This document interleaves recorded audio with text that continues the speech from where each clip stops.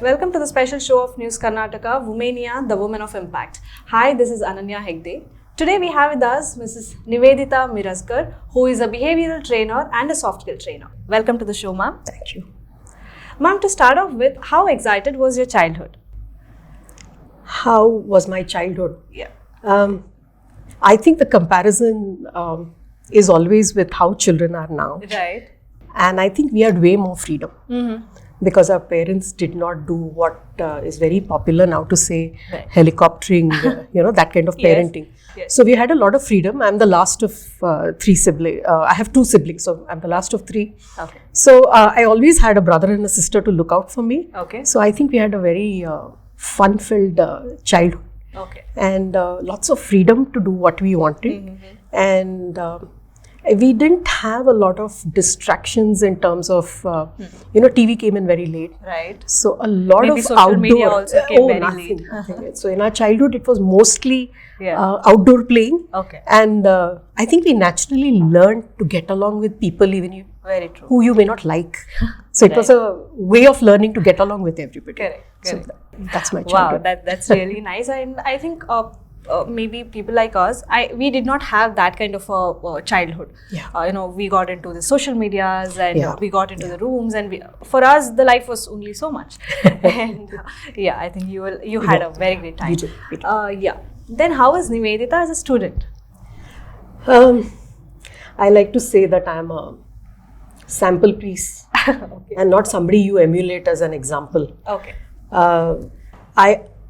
If I had to go back in time and advise myself as a student, Right. I would tell her to be a little more serious. I wasn't.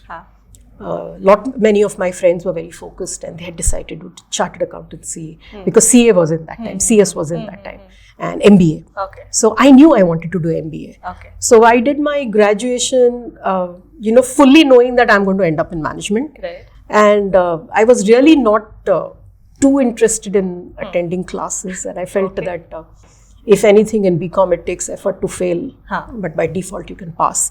I mean, I don't think many colleges would appreciate me saying that. True. But honestly, truly, the syllabus is not challenging. Okay. And I preferred to spend my time with my mother rather than go to college. Okay. So this is something which my students should not know. I never went to college in my third year of BCom. Oh, So I went only for the attendance. the secret is coming out now. Yeah, I guess so. I don't think I can be an example for anybody as to how you should be as a student. Right. Nothing you emulate over there. Right. So it's very interesting that you wanted to bunk and be with your mother. Yeah. Right. So usually it is you wanted to bunk and be with your friends. Yeah. Rather. The unfortunate part was friends were attending. So my mom was available, and I remember my mom got a letter saying that your guardian is not attending. Okay. So my mom said, doesn't matter, my guardian is sitting in the kitchen with me, so I'm not bothered about her not attending. Okay, She's that's pretty nice. chilled. That's nice. Very nice. Ma'am, for almost 8 years, you were into marketing field, right?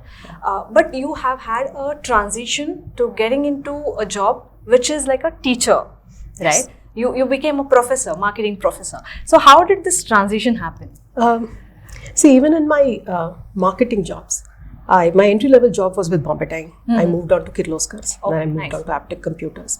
And then I realized that I have more MSW in me than MBA. Okay. So I worked with an NGO in their marketing department for 5 years. Wow. So I got a huge understanding of non-corporate. And my entire MBA had prepared us only for the corporate. So the NGO gave me that. So I could balance between the social and commercial. Okay. And then I'll be very honest, I did not get into teaching on my own. It was, how shall I say, you take a doggy for a walk which doesn't want to come. So the resistance was there, and I didn't want to get into teaching. Because my husband's in teaching, and I used to think that I would rather die than be in teaching. Why, ma'am? But Because I feel that if you've studied something, you should apply it. Right. Rather than, preach it or teach it. Right. So I got into teaching only because there was no other alternative. My child was young, and we didn't believe in having anybody to take care of our children. We decided to do it ourselves. So the only alternative I had was once she started going to school, I thought I should get into teaching. But then once I did get into teaching, and I realized that you can be good at something you don't like. Okay. Right. And I really enjoyed my 12 years in teaching. So it was a big shift, Very reluctant shift, Okay. but a fantastic shift. Wow, that's really nice. I think you cannot say that I do not like this. Yeah. Maybe, Yeah. you know, maybe in future that's what would be your strength and you would work on it, right? Yeah. Ma'am, apart from this, you are a soft skill trainer, right? So how did you get into this training? Because I understand the fact that teaching has difference than, you know, Completely training. different ball Yes. game, because Yes. of teaching, your fundamental goal itself is different. Correct. Because you need to keep in mind the syllabus, the learning outcomes, everything. But training, I feel, is more transformational. True. I'm not saying college education or a formal education is not transformational. It is. But I feel as a trainer, you have more control over the process of transforming. Makes sense. Because as a teacher, you're more involved with, what the university tells you, the college tells you, the department tells you, and you more or less fall into place. Yes. Yes. You have that framework. And you Yeah, just everything is there and you're just part of it. correct. But I feel in training, you can really soar, or you can give wing to your ideas, because in training, you can craft your session Correct. and you can decide what you want as your learning outcomes. So I knew teaching well, and I parallelly started teaching CA students. Okay. So even when I was working with MBA students, I started training CA students, and that was my first touch point of training. So when I quit academics, I was quite ready to get into training. Okay. But only thing is I interrupted that with 2 years of working in advertising. So, Okay. and then I switched to That's training. nice. That's nice, ma'am. I think in training, you can get the transformative changes in an individual, maybe, right? Yeah. But the teaching is just that, as you said, it is one-sided thing. You have a framework, and everything is very set, and you just have to deliver it. That's all. Yeah, that's that I understand. Okay, ma'am, coming to your social life, you are the part of social organizations, right? Yes. How did it really help your career, ma'am? There are different things that motivate people. You have need to achieve, you have need to affiliate, and you have need for power. I feel my need to affiliate with people is very high. So I've changed 5 cities. Okay. And I always become a part of some organization over there. I mean, it could even be a kitty party. Right. Because I was in Davangere for a year, and I didn't know how to reach out beyond my professional group. So I reached out to this kitty party where, kitty group where about 20 women localites were there. My Kannada improved because of that, because they didn't speak any other language. Right. Because your mother tongue is... My mother tongue is Marathi. Right. So Kannada doesn't come very easily to me, and I can save my life in Kannada, that's all. But beyond that, my Kannada is pretty pathetic. Right. But I feel that when you reach out to people, and my need for affiliation is so high that wherever I have been, I've tried to be a part of some group. So when I came to Mangalore, though professionally I was part of this team of teachers, university, other colleges in the private sector, all that. But my real true touch point in Mangalore for people came when I joined Toastmasters. Wow. Okay. I felt it was like a fish which had found water. It was life-changing for me to join Toastmasters. Okay. And suddenly I had friends who were from chartered accountancy, one was a neurosurgeon, some owned colleges, some worked in colleges, some owned schools, there were physiotherapy students. So, suddenly you had this hodgepodge of, Mangalore. Correct. So I learned to slice Mangalore differently in Toastmasters, because a lot of people from different strata. Diversified. Absolutely. Diversified, social inputs. Right. And I feel that's what made me love Mangalore even more. Wow, that's really nice. Not being a Mangalorean, and now you claim that Mangalore is the best city. That's absolutely. I personally feel that to be a part of Mangalore, not be a Mangalorean, but to be part of Mangalore, I think you must have done some punya in your last janam. Then God puts you into Mangalore, and so I've been enjoying this for the last 22 years. Okay, so I genuinely believe that. So happy to hear this from you. That's nice. Ma'am, now that you have, you have made your career in training, I'm sure that you might have trained n number of students, right? So what is that you think students are lacking, or the millennials are lacking? Actually, as a trainer, as a teacher, I can say these things. But if I go back to who I was as a student, I really have no moral right to give any advice to the youngsters today, because like George Bernard Shaw said, youth is completely wasted on the young. You know, we appreciate youth when we grow older. And, right now, I feel the youth are distracted. There are lots of distractions. It's very, very difficult to be focused on what they want in life. Okay. And it's very easy to say for parents that do what you want. But what if a child or a student doesn't know what they want? Correct. You know? No clarity. No clarity. There's no clarity. Because even in 10th standard, you are asked, do you want to do science? Do you want to do commerce? Who knows what is science and who knows what is commerce and what is arts? Right. So, you know, everybody is playing it by ear and everybody is going in blind. And I feel today's students, in spite of all the exposure to media, the inputs that are there constantly from all the different sources, I feel even today, students are equally clueless about what they want to do in life. Correct. And I feel that there can never be complete clarity about, okay, I'm going to be a doctor. And there will be one bunch of people who are have that clarity. But the general lot, I think there is always that feeling of not knowing where we are going. You know, the purposelessness or the focus is not there or the goal has not been set. And I think somewhere the onus should be on the parents and the education system, both. Okay, I think you made a great statement that we need to have a clarity of what we need to do. And of course, when you're at the very young age, how does the clarity come, right? Without any experience, it is very tough to choose any particular field. Totally, I agree, ma'am. Yeah. Ma'am, coming to your support system, how strong is your support system? Who does, who's that one person or who are those people in your life that supports you? My first backup is always my family, and not just my husband, but my daughter. And even at a very young age, she stood by me and she said she wouldn't lose the house key when she opened the door and she would come in. And that's how I got to work in a college full time. So she was always there for me. And at a second level, the Mangalore Marathi Mandal that I am a member of for the last 22 years, all the members of that mandal have been my support system. So whether it is in terms of the cultural need to, express yourself in Marathi or conduct the rituals that are so Maharashtrian to us, I think Mangalore Marathi Mandal has been a great support system for me. That's nice. Of course, anybody who's working or anybody who is into the social life does need some support so that we feel that, okay, there is somebody with me. Right? True. Yeah, definitely. All right. So, ma'am, how do you wish to contribute to the society then? I feel I am in my give back years. Right.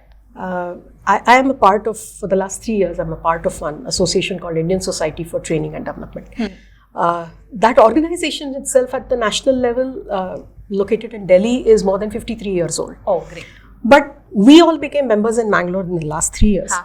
And I feel that I have a dream that trainers and academicians and anybody who is in learning and development should have some network created for them. And I feel ISTD is the platform that has really paid off. And that's my give back. Because, I've had the privilege of changing my careers. And I feel now it's my time to give back to society for everything that I have taken while building my career. And I feel my work with Indian Society for Training and Development is to bring together a bunch of brilliant people in Mangalore and to create work for ourselves. Because sometimes... create employment, you mean? I won't say employment, but I will say more assignments. Got it. There are educational institutions and corporates who wish to have training, and there are trainers who are ready to train, but there is nothing connecting them. No bridge. So I feel there's no bridge.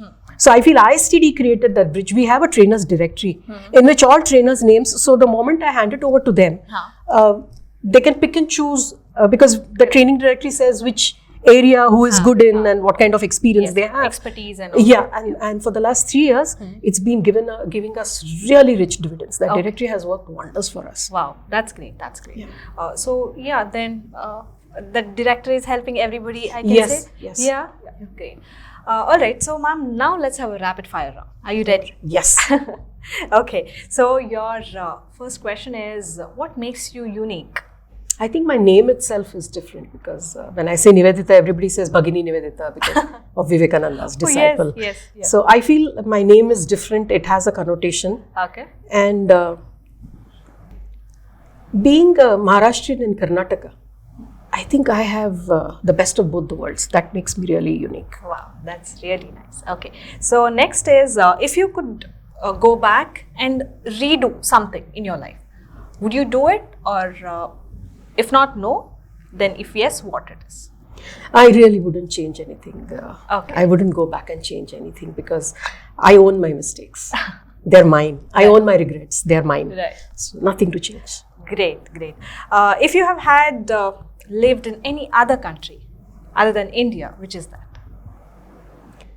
I really cannot imagine myself anywhere other than India. I'm Mom, so don't tell me it is quintessentially. Other than Yeah, actually now I feel I'm more a Mangalorean than a Puneri because I am a Puneri at heart, and I feel that I eat my bread butter jam biryani in Mangalore. But I am born a Puneri. I will die a Puneri. Okay. But I cannot even think of another country as vibrant as India. Wow. I feel I have been blessed with a son-in-law who left a very lucrative career in the US and came back and settled himself in India. And I feel, rakha kya hai yaar, baki jagah pe. India is where everything is right now. That's the way I feel. Good to know. Yes, ma'am. Ma'am, what is that one thing people should not take it seriously, but they are taking it seriously? Themselves. That's the most obvious answer. I mean, you ask from Sadhguru to Amma Bhagwan to anybody, they will all tell you, don't take yourself so seriously. Okay. But I think we tend to because we think we matter. And everything that we do is, we want an audience to our living. So whether it's social media or real life, I think we need an audience. Right. So I think we shouldn't take ourselves so seriously. Right. Ma'am, what is that one thing that is true, but you still can't believe? What is that? It's true that people change. Okay. But I would still like to believe that my old friend is who she is or who he is. Still the same. I am still naive in that way that I don't believe that people have moved on or changed. Okay, that's nice. Yeah. Ma'am, when it comes to your parents, what is that one best thing they have passed it on to you? I am repeatedly told that I am my father's genetic reprint. I look like him, I behave like him, and fortunately I also have his value system. Great. So, though I spent a lot of time with my mother, whether it was my formative years or even later when I got married and whatever, I was extremely close to my mother. But genetically, I am my dad. Okay. And for that, I'm forever grateful to him because he never preached, but we watched him practice. Right. And we learnt only and only from seeing how he reacted and how he behaved. So I think that's the best legacy that he left for us. Wow, great. Ma'am, your favorite hobby? Hobbies change over a period of time. And in the pandemic, I became what is known as people become bathroom singers, but I became a balcony gardener. Okay. I have one cute little balcony and in which I totally smother my plants with love. Okay. So that's my hobby right now. Great. Yeah. Ma'am, which is the most influential movie that you have watched? I have to say it is 3 Idiots. Okay. Because it was a movie that acknowledged that education cannot be the say-all and know-all of everything. Because everybody, especially people like us who are from the middle class, we feel that education is the ultimate panacea for everything.